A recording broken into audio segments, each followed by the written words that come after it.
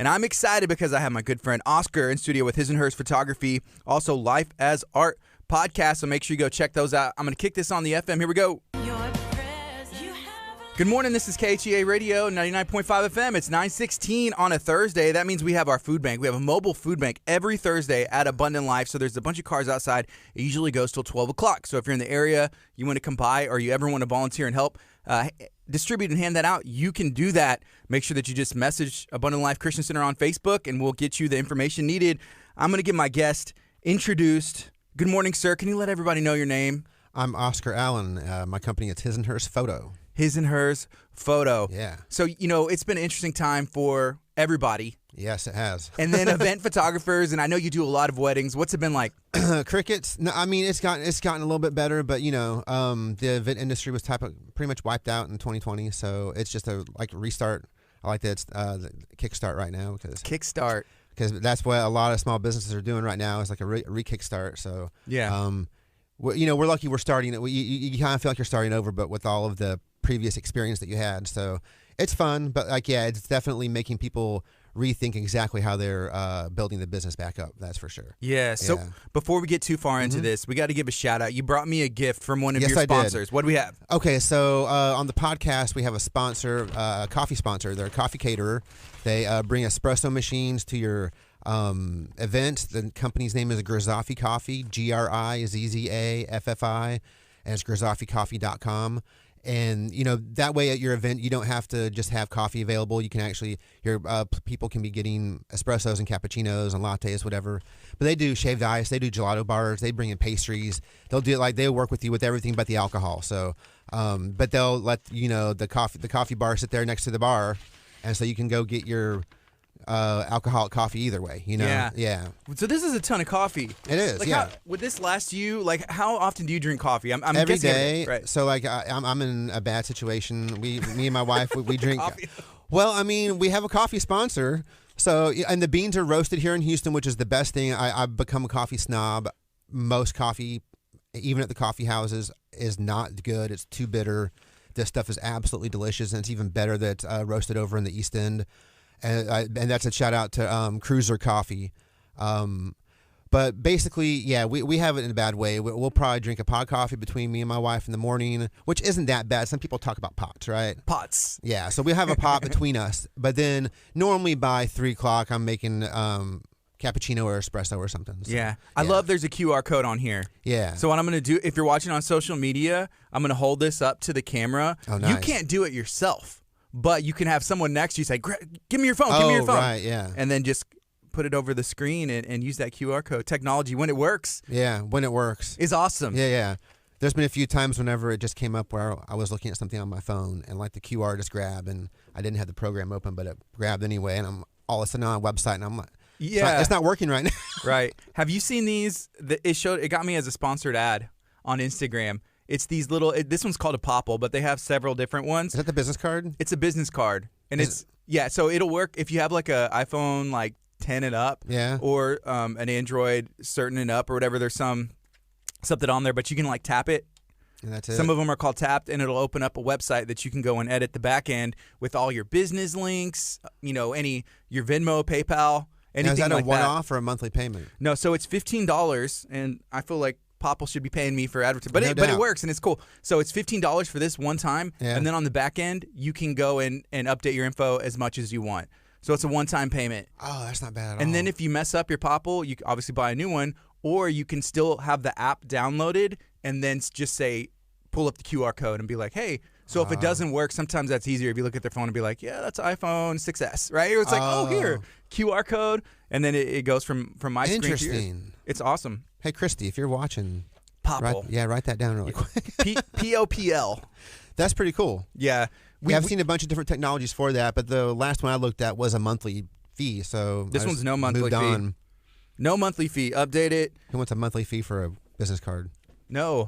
Well, the traditional business card is kind of a monthly fee. You go get 100 business cards. Yeah, it is. However much it is. Yeah, you're right. Yeah. And that's why I looked into this, because we were running into that. KHEA, the first time we ever got business cards was at an event called Bayou Fest at Lamarck.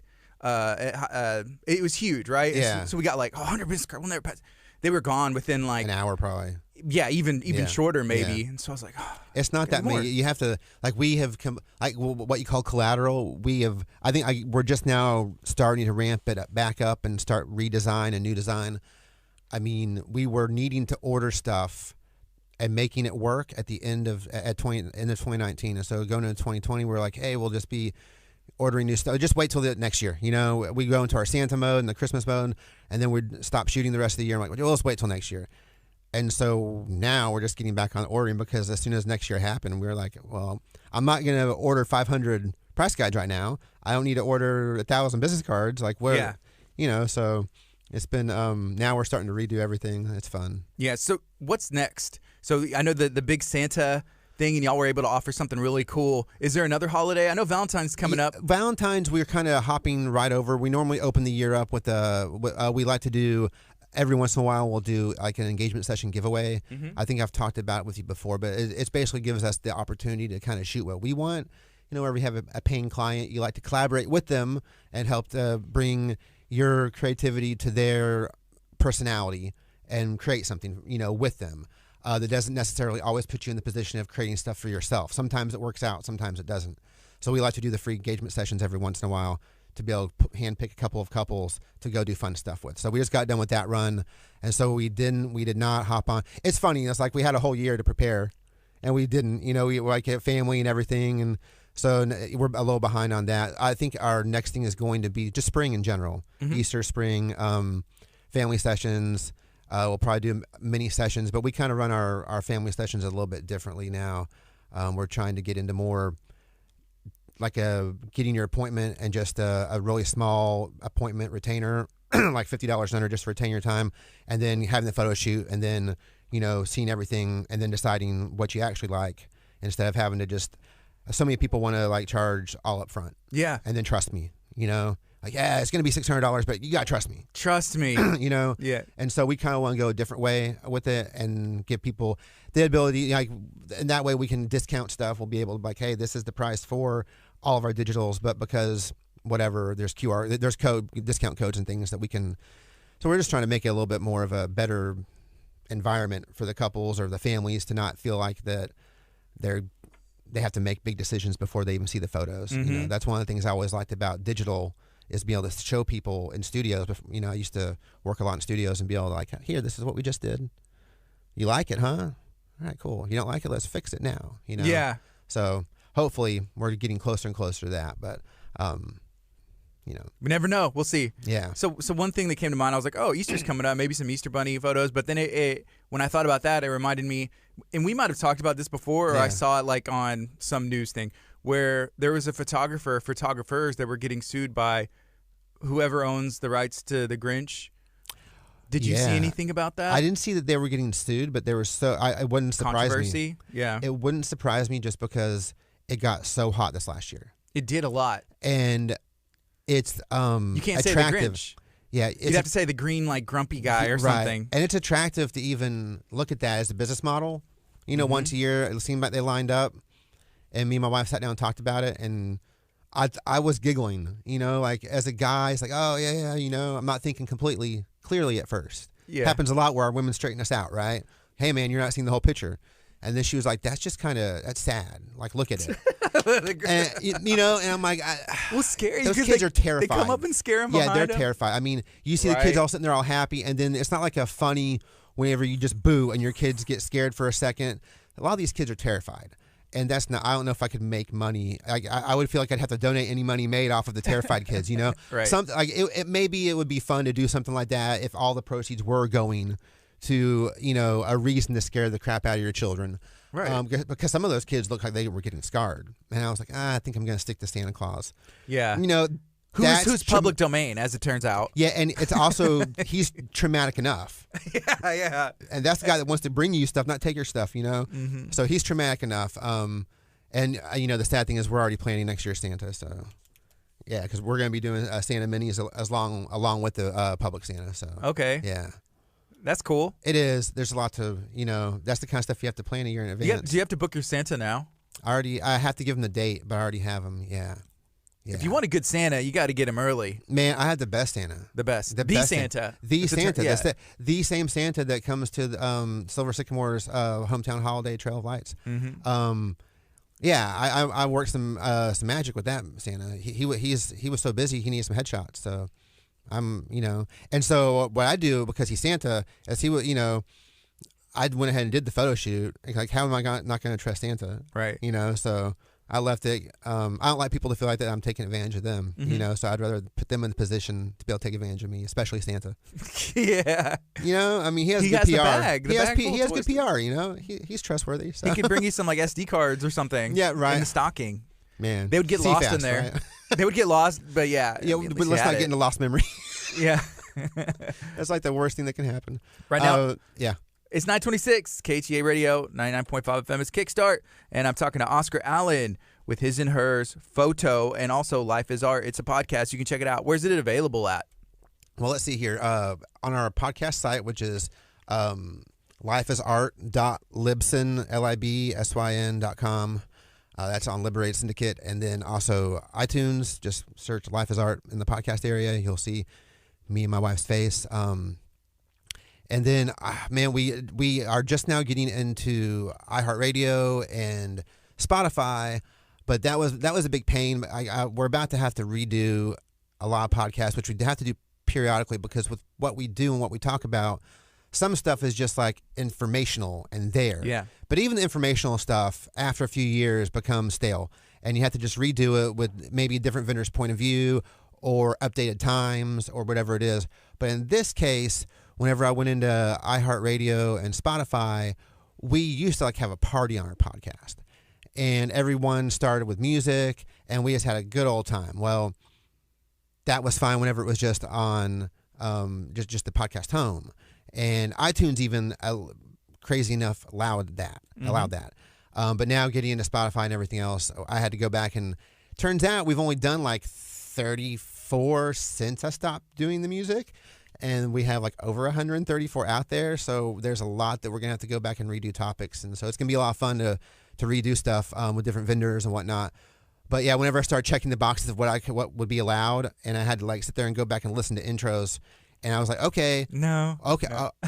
Well, when did I take the music out? And I was like, oh man, that's not cool. The majority of the stuff is unusable. So was it background music or just no, like man? I would playing? Like open up. I would open up with like a full song sometimes. Yeah, I was horrible, but like it was it wasn't like I wasn't being a DJ or anything. I wasn't playing music to anything, and like I knew what it was horrible. I knew what I was doing, and I knew I had to stop it, right? But it was always also really fun to start. My challenge was to try to start with music that pertained to the guest. And it was really difficult, and I'm actually kind of glad that we stopped doing it. But it was like, at the beginning of our podcast, it was like a podcast. It was like a rogue little, no one was doing wedding podcast. We were just having fun. It started off as just the conversations that you have with people, especially whenever you're around people in the same industry. Right. And at the end, you're like, man, if the clients of this industry could hear us talk, then they would understand the truth about this and like what really happens there. It had nothing to do with being sponsored or being commercial at all. In fact, it was, I come from the era of being more inspired by like Pump Up the Volume type of thing. I would have been more happy riding around the back of a pickup truck with my podcast hanging out. Do you even know the movie, that reference? That's a horrible reference. Watch it. What's it from? Pump Up the Volume. Pump Up the Volume. I didn't know that. I'm going to write that down. Yeah, write that down. And I'm going to Google it I just later. like aged myself well. Pump Up the Volume. Yeah. Rogue radio station that kid runs in his basement. Oh, yeah. I didn't know that's what it was called. Yeah, what was his name? Christian Slater? Yeah. I feel like that was on TBS at some point. I'm sure it's been on there multiple times. Yeah, it probably did really well on TBS. Yeah. Yeah, but yeah, that's where I'm from at the beginning of it, just like I wasn't really concerned with rules because podcasting doesn't have rules. Like the beginning of it, now the more you get hosted on places but at the beginning, a straight up podcast, like there's no FCC, there is no rules, there's no one to stop you and say you can't talk about that, you can't use that language, you can't play that music. There was nothing. So in the spirit of that, now the spirit of that's gone. But yeah, if you want to continue to do your podcast, then there are some rules. Yeah, and host it anywhere and have it anywhere other than like I'm sure that like had you ever heard of Liberated Syndicate? Mm-mm. Right. So it's a big podcast home. Go there, huge podcast home. But everyone moves from like broadcast it to other places, right? So like your average podcast listener wouldn't go to Liberated Syndicate to find a podcast to listen to. They would go to Apple Podcasts. Yeah, so you can have it there. Spotify. You can have it on a podcast page on your website, and I guess iTunes, because they never said a word, but which is weird. That's really weird. But yeah, nobody else pretty much. So yeah, I had to stop. I like going and listening to old podcasts of famous podcasters now, and listening to the change of quality. Yeah, how it's become an industry. Before, they probably had one mic, and there's nothing wrong with it. You can capture it and do everything, but then it's just like, man, there's processors on that vocals. Everybody has a mic, and it's just like edited with the music and the, like underlying and all this stuff. It's pretty cool to see the evolution. But at the beginning, hey, everybody, let's just do this. It's easy to get carried away with wanting to sound better. Right. And not sound hollow and like get rid of the hums and pops. Because every time you make one step, then like my biggest thing is adding mics and everything. All of a sudden, the stuff, like other stuff, became more apparent, you know? And and we still do them. Some of our favorite podcasts are podcasts in the car or at the beach or whatever. And we just use a cell phone, but it's always like you can tell by listening to our podcast now that those are special and fun, versus like what we do at our table, with mics, and it makes a big difference. It really does. But it's fun to hear the old stuff. And I always like some of my favorite podcasts by big podcasters are still the ones where they use their cell phone because they run into somebody at the airport or whatever it is. I think that's like the coolest stuff because it's raw and it's real, and to me, that's what was the big draw to the podcast, right? Yeah. Whenever you're creating your content, you have your person in mind, who your audience is. It's couples or other people in the industry, or who both. is it? It's both, which is a weird combination, but it's both because with our podcast, the business side of it is definitely the brides and grooms, and it's like the worst business model ever because every year and a half or so they flip over and have no use for us anymore. And there's also a lot of the vendors that come on, the ones that come on and want to listen to themselves, and then the ones that do that and they start listening to other vendors talk and their points of view. So it is both, it's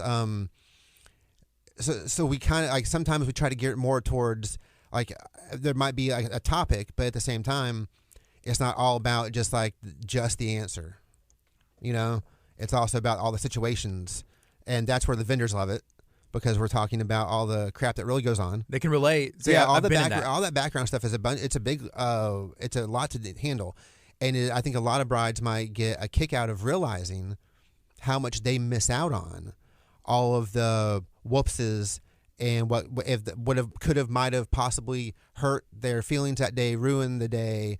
Whatever, they had no clue this happened. Like that happens all the time, but you don't hear those stories until you listen to the vendors talk. And right now, there's a big trend more in videography where it's like the behind the scenes shoot, and you'll see the guys like the camera setups where it's everything this way, and then there's like two cameras pointed back at the person so they can talk, and there's cameras with the mic on the front and the mic on the back, and then somebody.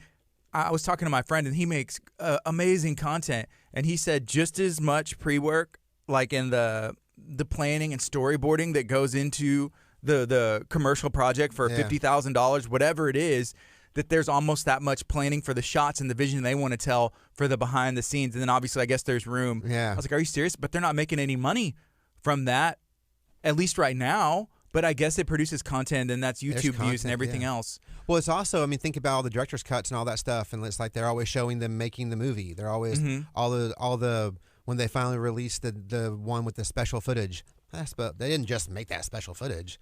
They'd been sitting on it. That was one of the things I really had a fascination with early on in photography. Was I never figured it out because I ended up not leaving, but like something about being a still photographer on a movie set.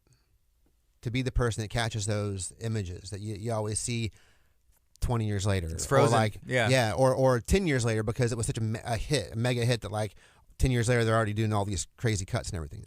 But those images, that's some of the coolest nostalgic images, It's cool to see the video, but then whenever you see the stills of them actually creating what was that masterpiece that became a classic, and then you see those stills around it, you're like, wow, look at that, I think that's really cool. Or even like the director maybe talking to the cast right before they're about to film. So you see them and, hey, they're about to shoot that scene because that's the only time they wear that. And then just get in the direction and them looking, and it's in black and white. Or I think of like Back to the Future. I've seen that movie probably 100 times. I love it, all of them, right? And then you'll see some of that stuff, and they're sitting on footage that has not been released so much that they've said will never be released. But you never know. You never know. That made me think. Yesterday, I heard, the Cure still talking about they might be releasing that new album soon, and it's been like 10 years, right? Yeah. And he's just says, I'm just, why rush it now, type of thing. And I guess at a certain point, if you're a huge Cure fan, you just gotta be sitting there realizing at a certain point, there's like 10 years plus of music that they've written that you haven't heard. Which is insane. That's insane. It's crazy. That's insane. I mean, like if you sit there and if you're a big fan of like whoever it is, I wonder what they've been doing. They haven't broken up. That means that there's that much in between that they literally have been doing, and whether it's independent projects or whatever that you have no idea about. Mm-hmm. It's wild. It's not fair. It really isn't. No matter what, whether it's directors or actors or photographers or videographers, whatever it is. I mean, if you're a fan of it, you want to see what they're doing, and it's so horrible now. Because like we used to not even think about that stuff existing, and then it would come out and like out of nowhere you were like, oh cool, look at these behind the scenes, and you don't even think about it. Yeah. And now like it's a content driven world, and so now all we can think about. I mean, like the whole thing is like, if I'm like a lot of times we get babysitters for engagement sessions so that Christy can film me shooting. And then that content. What happened there? Like what? What you need to do is horrible. teach the kids to shoot. Oh, it's coming. And then that's more behind the scenes, so they can get Christy shooting you, shooting the client. Yeah. There's some Inception stuff going on right now. Yeah. That's next level. It is, but like that's kind of where it's going. I mean, right. I see a lot of photographers now shooting, and they'll use like a double hot shoe mount so that they can have like their off-camera thing in GoPro. Or one of those little cube cameras on the hot shoe, like right there, filming everything the camera's seeing. At the same time, they have it. And I guess what that does, it builds your brand. It makes a connection with a potential client with you instead of, because it's not going to necessarily, no one's going to like, hey, I'm going to buy that behind the scenes. I mean, maybe they would. It's not. It's but about it builds getting a brand. To know you. Yeah, it's about getting to know. It's about the rapport, getting to know selling you. yourself. They look fun. He looks like a good time. Yeah, that's like, man. Yeah, I could see myself in that position with him or with her. I could. Yeah. Yeah, you just try to get people comfortable with you. Sometimes it shows off your gear too, because then anytime there's a behind the scenes stuff, you kind of want to watch and like, oh, there's this guy, and I'm like, oh man, look at that sick. That's me. Robotic this or the new gear. Dude, oh man, it's embarrassing, but like as a guy. It's so embarrassing. I used to love it whenever this time of year would come around and the Victoria's Secret fashion show would come out, and I would watch that stuff just for the photo shoots to see the gear. They would used to do at least once a year. They'd put out the making of the swimsuit issue, and I was seriously more interested in seeing how they were getting these, like what lighting were they using, where was it? Because they were videotaping. It was footage of the actual shoot. It wasn't the stills, and I was like wanting to see what they were really doing, like how are they getting this stuff, Yeah. So here's a comment from Christy. She says she likes it so she doesn't have to be in the scenes footage if she's shooting the behind the scenes footage. I'll make sure I get the camera turned around on her. Just get a couple shots that way. So I guess the majority of what you did before last year was specifically weddings, and that's still your major ideal client, right? It is. I mean, that's really what we're trying to really go for is ideal clients. And sometimes those aren't even in. Sometimes an ideal client, for me as an artist, can be more personality than even pocketbook. A lot of people talk about ideal clients, and a lot of it might revolve around their pocketbook. Right? Trying to get into a specific tax bracket, but I feel like ours is really we work in a lot of different ranges of income, and ours is really comes down to the personality. We like to work with people that are into it. It's hard to be into it when the people aren't into it. Right? Makes it difficult. So I would say photos are a huge investment. Especially I guess now people they realize like, hey, we have to have wedding photos, and they've always had those. So yeah, it's whenever that's a given now. Yeah. What they're realizing now is that they need the video. Yeah, that's the newer thing, and so sometimes people will balk at the price. Yeah. But I guess with photos, people are expecting like we're spending, thousands of dollars to get photos and the right photographer. Yeah, it's something about the still image that is powerful, and I love video. We don't do video professionally. I do some some headshot stuff and whatever for video, like testimonials and easy stuff, but we don't do that professionally, storytelling. It is something that like it takes a video to tell the story that one still can take, and so it's a big difference. However, isn't it cool whenever your iPhone photo has that 15 seconds of motion to it? Yeah. Isn't that cool? The first time I saw that, I was like, oh, dang it. I was like, what was that? Oh, man. But the truth of it is video, is super popular. It's clips of life. People are interested in clips of life. The still image isn't going anywhere. I had someone stop. By the way, whenever a photographer's working is like the worst time to stop and actually have a conversation with them. Hey, by the way, what's that? Oh my God, I had someone stop. We were at a church and we were shooting in a position where we were in a courtyard because mass was going on, and then mass was going to be over, and then we were going to be able to go into the sanctuary and then start getting ready for the wedding and everything. And I'm sitting there trying to work with the groom, and this guy comes out and he's like, "Let me ask you a question." And I'm like, I don't want to be rude, First, I have my groom there. Second, I'm on church property. Second, it's just not nice. Or third, it's just not nice, So he starts talking to me and like, oh, how much did this stuff ruin your company, and this and that, and like this. Is film even a thing? And it's like no and yes to everything, but it's like it's not. All the cell phones. That's what we use, for our personal stuff. That doesn't like. I don't think digital changed anything. There's always been hobbyists. There's always been all that stuff, but it. Oh, I don't know. I lost my train of thought. Yeah. Well, and you think about it, well, they just see you, and they realize you're working, but they're like, oh yeah, he was going to talk to me, right? Right. And he just wouldn't quit talking to me while I was trying to, and he was talking to me all about gear and what I was using, what I was doing, the past of, the history of gear, the future of gear. And I'm just like, at a certain point, it just doesn't matter anymore, right? The gear is great, but like, don't talk to us when we're working. Yeah. Don't like, hey, that's nice, that's good. Even that's like a little much. Yeah. Well, then you kind of wonder. It's like, well, I wonder what industry he's in, and then. Hey, how would you feel? I found out, trust me. Was he an engineer?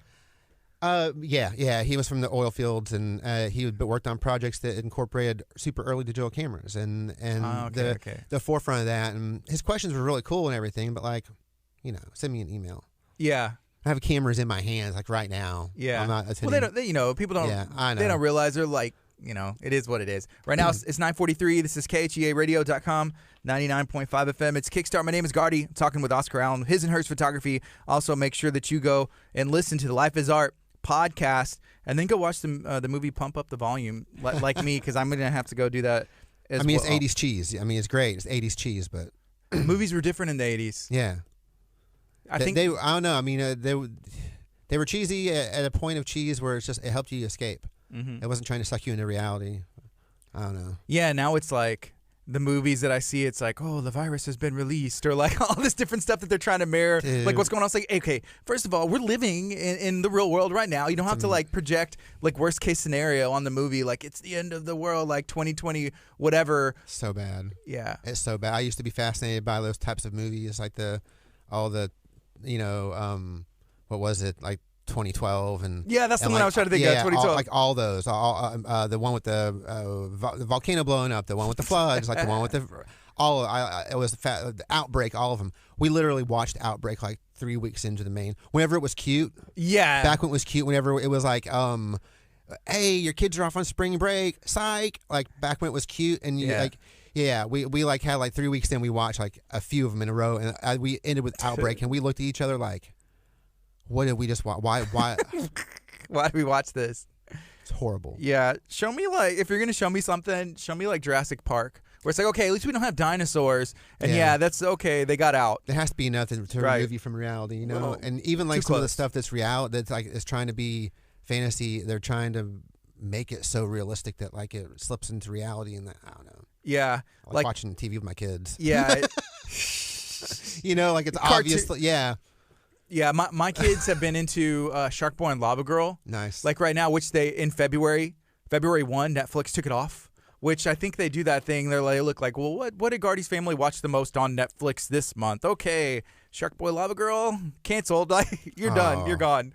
So Man. So now let's show him ads. He can buy the. Well, we were trying to buy it on iTunes, and at least in the moment we were trying to find it. It was like, it's not showing up.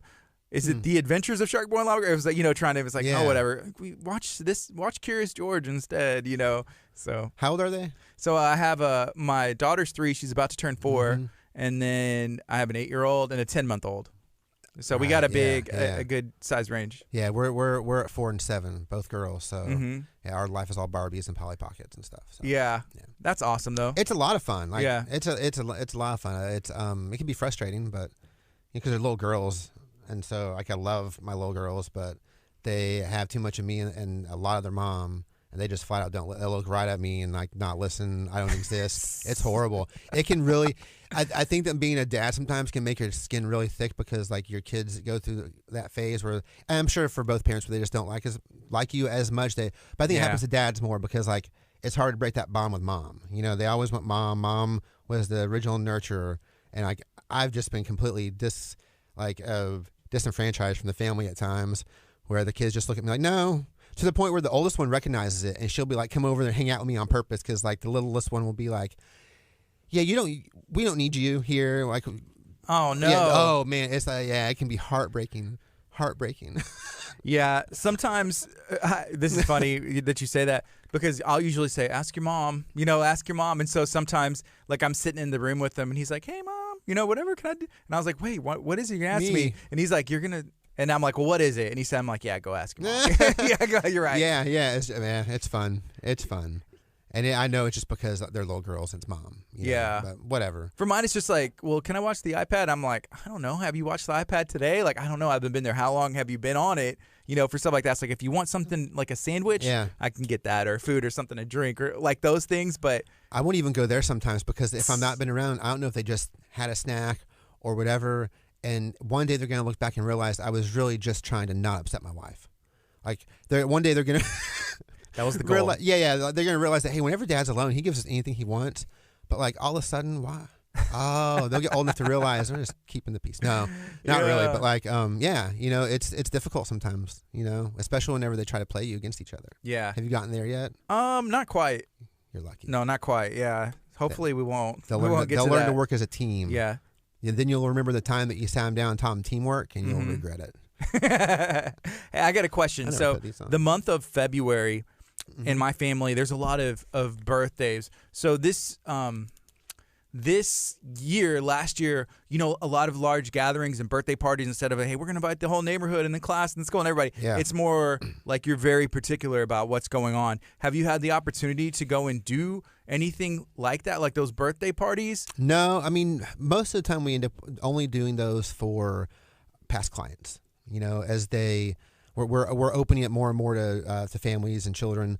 That's where me and my wife have our early years. We did a whole ton of families and children. And so once we got into weddings, we started just kind of focusing on, hey, we did your wedding. Now we'll do your maternity photos and then baby's first photo and family and everything. So it's been worked more into that. So we normally only deal with those clients. We're doing more of that now, but really, I mean, as a parent, whenever we have a party now, do we have birthday parties for our kids? Yep. And it's just like every other time we get together with anybody. It's the exact same people, the exact same 2 different families with the few different kids. Right. The one friend of ours that comes over all the time. And that's it. I mean, my mom who babysits, it's there's not much difference between the way a Sunday afternoon might look and a birthday party. Right. Except for we might go to the early session at main event before hundreds of people have been in, that might be it, so there's not that many in my world. There's just not a lot of parties to photograph. Yeah. What we're doing is more it's personal stuff. We're going and doing personal sessions, lifestyle sessions, type of family photos in the home instead of out at at places, because a lot of public places outdoors are just crawling because that's where people can really go and feel safe, is more outdoor stuff. So all the parks are a lot more busy unless you're able to do off times and middle of the week type of stuff. Otherwise, it's mostly in the houses. We're doing family's first photos on the bed type of stuff, in the living room, and baby's first pictures in the nursery, and way more personal, which is awesome. and then it's going to mark the time a little bit more.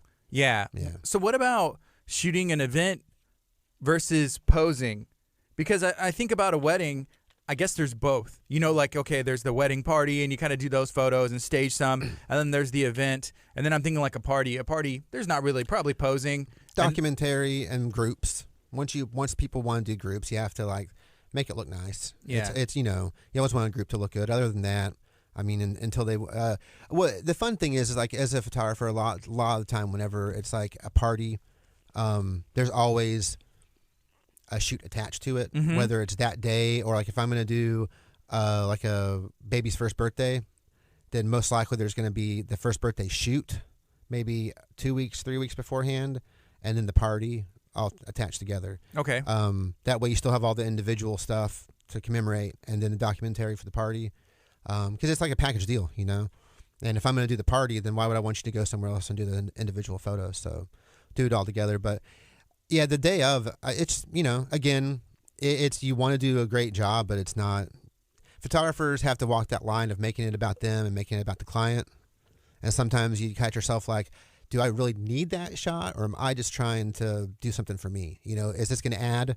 And what if I try to do this and I can't take 10 minutes off this kid's day?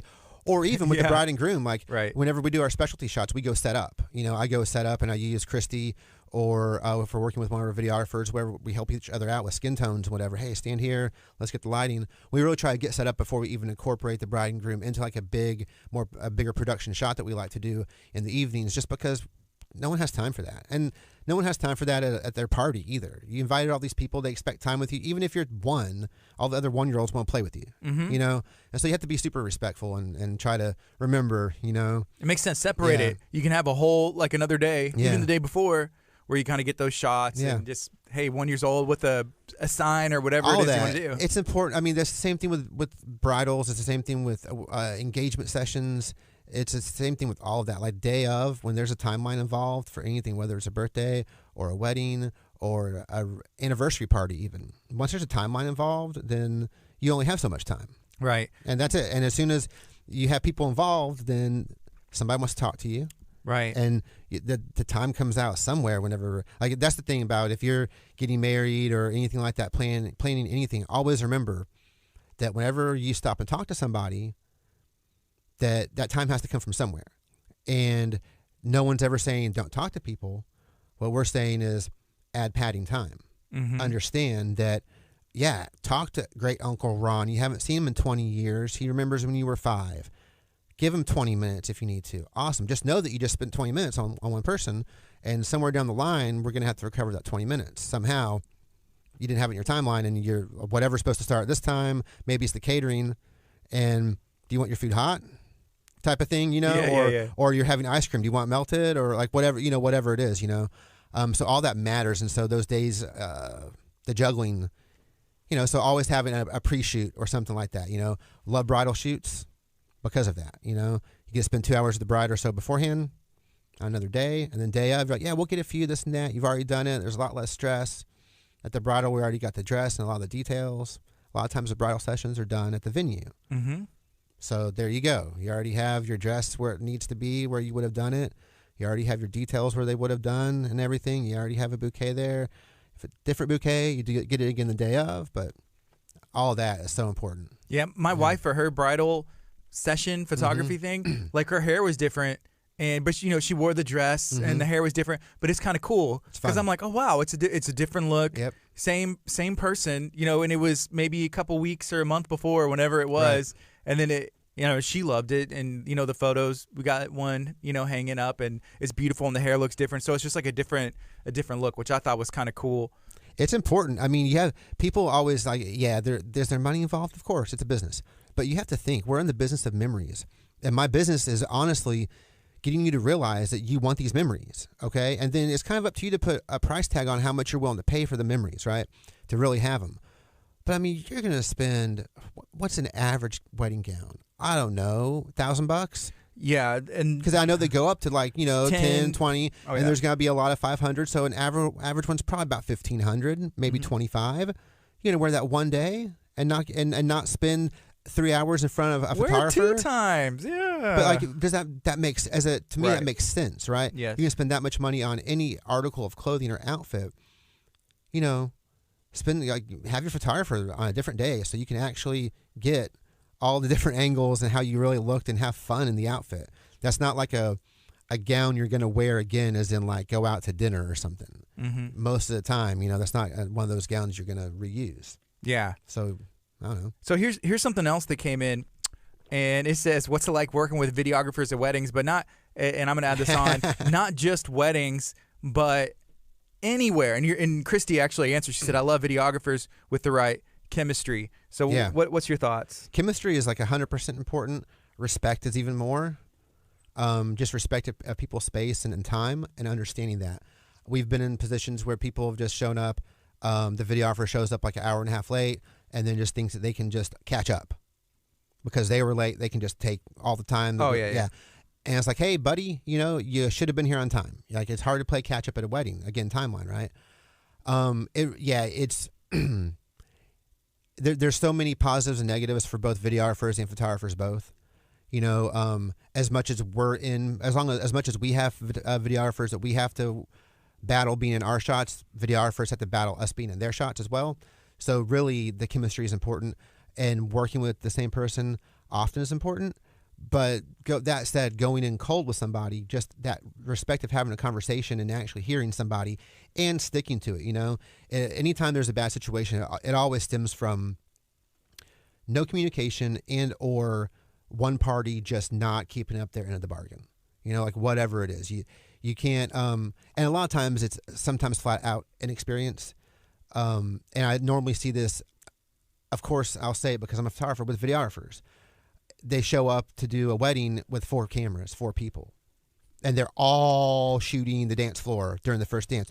All right, so like You're in everything. At what point is there not going to be somebody in a shot, right? That's just too many. If you have that many, cool. Hey, go out there, walk around the building. Hey, go get some people, tell them the bride and groom happy wedding day, and like have one person, maybe 2 on the dance floor. Because the photographer normally has 1 or 2. Now we have 4 people. That's already too many. But we can work with, you can work with that. But once like one person brings too big of a team and then uses it all in one spot, it becomes a problem. And then also just the flat difference in the lighting. It's always, for me, I really enjoy it whenever a videographer works with standard lighting, like stuff that you as a photographer can bounce with easily. Like if they're just, hey, I'm shooting tungsten. Awesome, let's shoot tungsten. Hey, I'm using this white balance. If they're good and like, hey, this is my white balance. The white balance of my light is this. Because I've had videographers come in with really bright, almost like high pressure sodium, like street lights. So light, so much light that they're like gonna affect everything. Right. Most of the time, a videographer comes in with lights that I overpower. Like most of the time, I'm throwing enough flash at them for my settings that I might barely see their light, and it's not a big deal. But if it's overpowering, you better know your gear. If you come in and tell me you're going to shoot with one light and you're going to be, hey, I'm going to be at 54K, and it's going to be one bright 54K, I'm like, sweet, turn my flashes off, baby. Let's rock. Yeah. I'll just use your light. Done that a bunch. Comes out beautiful. I'm always like, man, maybe I should use LEDs or Yeah. I swear, because it's easy, but when it doesn't, if there's not the communication and they're just rogue, then it doesn't work out for anybody. Yeah. So the other day we were shooting, it was a media thing, and we were invited out there to help live stream from the organization, but there was multiple news outlets out there that were capturing for the news, like the 9 o'clock news, the 10 o'clock news. Oh, this God, is going to be a big story. And we were there with the organization live streaming live, so that way, not just the group was there, so that everybody You were could hired see. to be there. We were hired to be there, it. not covering. Right. And so they get there and they're setting up, and there's multiple. So like, and they didn't, talk to, I don't know, whatever, but they boom, lights, boom, boom, boom, boom, boom. Hey, can you do this? They're like talking to the people, and I'm just thinking like, okay, I mean, I didn't think anything. It didn't mess up our stuff because like, well, all we can do is capture it, Right, yeah. and that's what it is. Right. But there's other. It wasn't just that news organization. There was other news organizations, multiple All the there, little papers, and everybody has to work with Yeah. that one person's light, so their shot can be perfect. But yeah, that communication is important, and it's just that was the first time that's ever happened, and I was like, oh, that's interesting. Our still looks amazing. Yeah. And it works fine, but I'm thinking about everybody else capturing. You know, they have to go back and post or just roll with it and adjust to that person's light. That's the best thing you can do, and hope they know what they're doing, and it's good placement, you know. Right. You know, it makes me think about the old days. I'm sure it's still the same way, but who knows? Whenever I was back in college, I remember taking a tour of, at that point, what was it called? The old basketball arena that's now the church. What that used to be? The Summit. The Summit, yeah, the Summit. It was Summit, then Compact. Yeah. So it was the Summit, and we got a tour of that place because the unique setup. They had like strobes in the ceiling, and they were all white lightning, 1,000-watt seconds, and the ceiling was full of them. And the photographers were given transmitters, and they could use those. And I don't know how many transmitters they were given, or if they were even using all the lights per transmitter, or if like, hey, you get a set. I have no idea how they were like. I'm sure I was told then. I don't remember, but I just remember, you know, thinking like, because none of those, especially back then. I mean, the best you had was 3,200 speed, and you could push it. You could make it faster just by shooting it faster and processing it that way with chemicals. But, you know, that's what I don't know if you ever heard about pushing and pulling film. No, so that had to have been straight up, you know. Like it was all in like, hey, I have 400 speed film, but I need it to be faster. I'll just shoot it at 1,600 setting, and then I'll process it differently. Mm-hmm. And whether you process it longer or process it shorter would be pushing or pulling your film, and that's all you had. And you could only push or pull so far, right? Now, you know, with the gear, I don't even know if that's, and I don't even know if they're using flashes, because at this point, some of these cameras can shoot such high ISO. I don't know. I'm not sure if it matters or not, but I know it used to, and they had the logistics of that, they worked out, but still, I mean, that's a nightmare. Yeah. And then what you just described is a nightmare. I mean, to be one of the other photographers or videographers, were they getting to take turns? Well, and it's live. It's like, so it is live. You know, you're trying to get a soundbite for the news or whatever, or an interview later. I don't know, but like it's live, and so this is what we were. You know, this is why we're here. This is why I hired. This is it for us. Like we don't get to go back and edit it. It's like our camera. We weren't capturing it. Our camera like was the halfway point. You know, just a vessel for the pipeline of information through the internet and getting out. Yeah. Just a lens, just eyeballs, so that way you can get it to your brain. It's scary, but cool. It is scary. Yeah.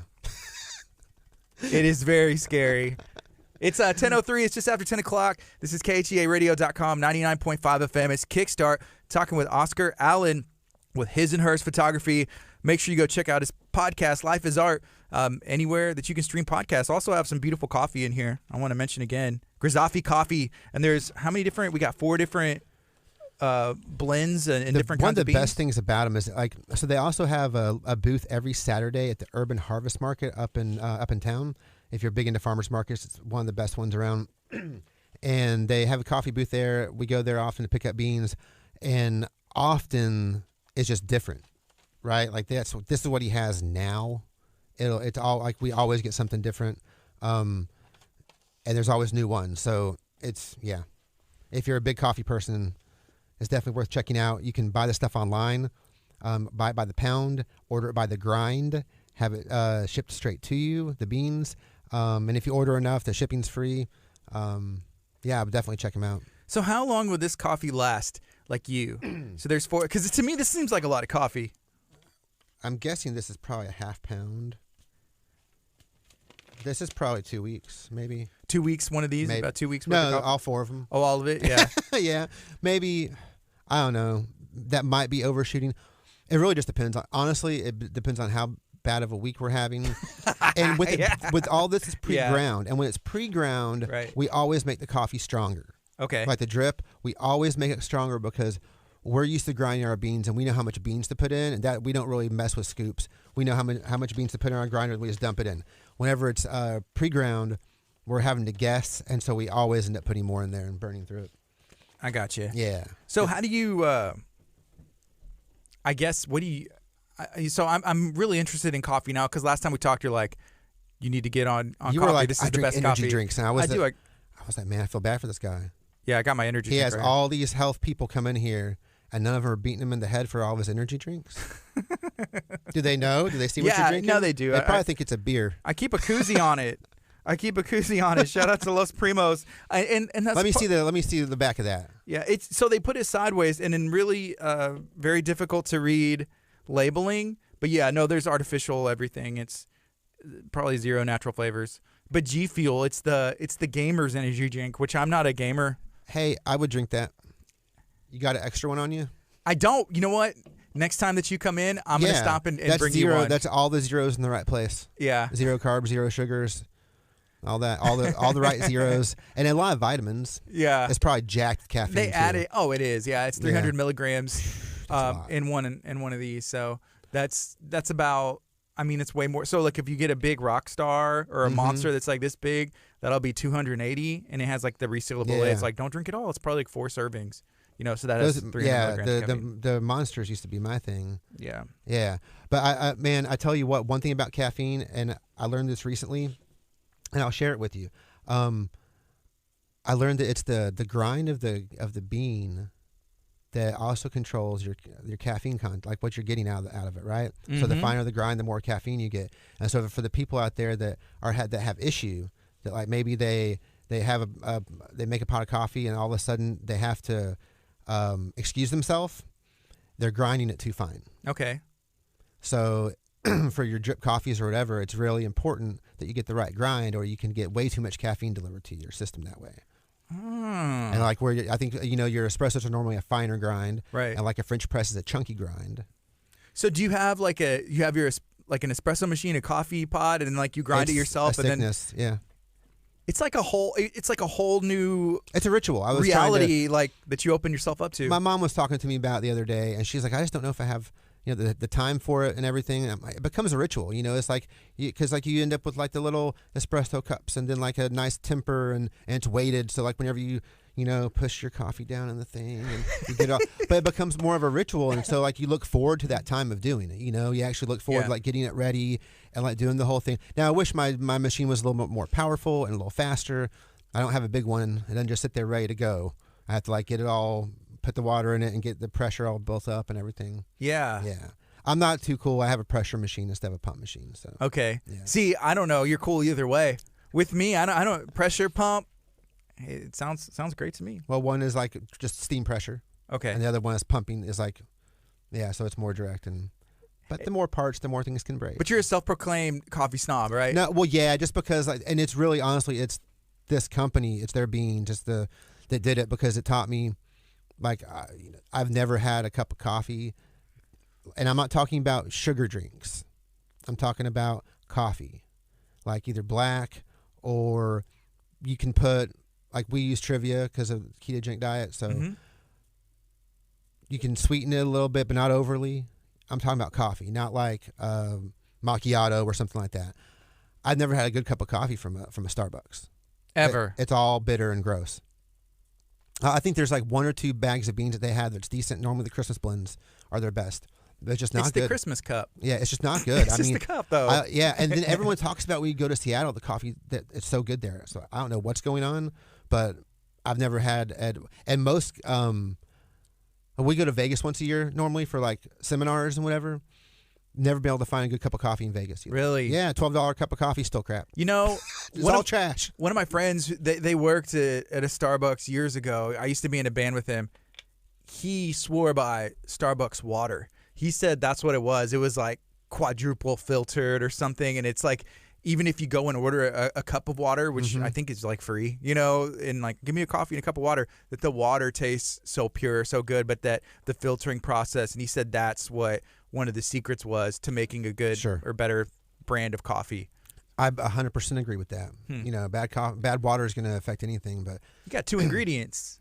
It's the coffee bean and the water. Yeah, but it's the way that bean's roasted. Yeah. It's not just roasted. They don't just roast it. At one point, I'm going to have to try to get over to the actual place where they do it and see if I can get that guy to talk on the podcast for a minute about, you look at some of their bags and it'll list the flavors that they put in and how they roast it, or like what else put into it. And it's absolutely nuts. You can like taste one of our favorites is, if Christy's still on, she could probably tell us the coffee itself.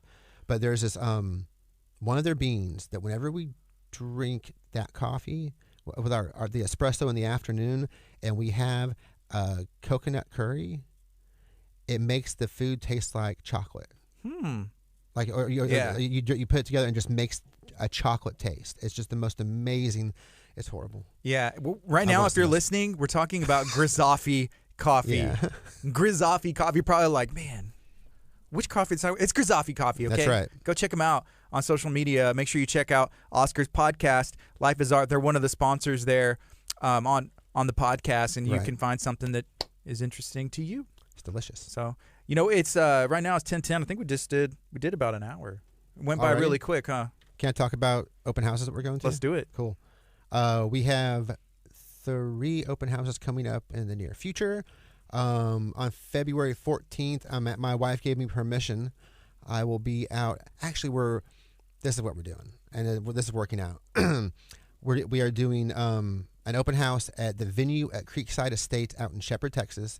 It's a new location, and I'm doing a small open house there, and then I'm getting to meet my wife in town for a little bit of husband-wife time while my mom babysits. So we're actually getting to spend time together alone on Valentine's Day. So shout out to the venue at Creekside Estates for actually having the open house on Valentine's Day, or we would probably be sitting at home.